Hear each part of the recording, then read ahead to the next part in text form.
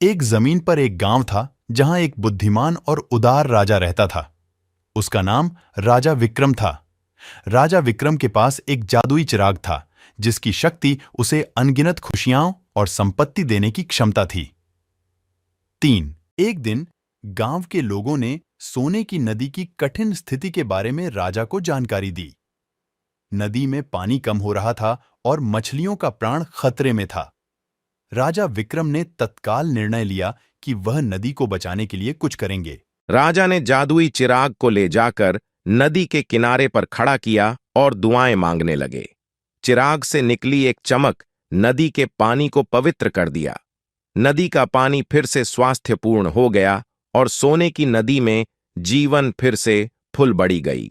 गांव के लोगों ने राजा की महानता को देखकर उनकी सराहना की और उनके साथ खुशियां मनाई। लेकिन यहां तक कि कहानी का अंत नहीं है। एक दिन एक चोर ने गांव के पास अपना शिविर बनाया। उसने राजा विक्रम के बारे में सुना और सोचा कि उसका चिराग लेकर वह धन को अपने लिए हासिल कर सकता है। चोर ने रात के समय राजमहल में घुसा और जादुई चिराग को चुराने का प्रयास किया। लेकिन जैसे ही वह चिराग को हाथ में लेने की कोशिश किया, चिराग ने उसे जादू से बंद कर दिया। राजा विक्रम ने उस चोर को पकड़ लिया और उसे सजा दी।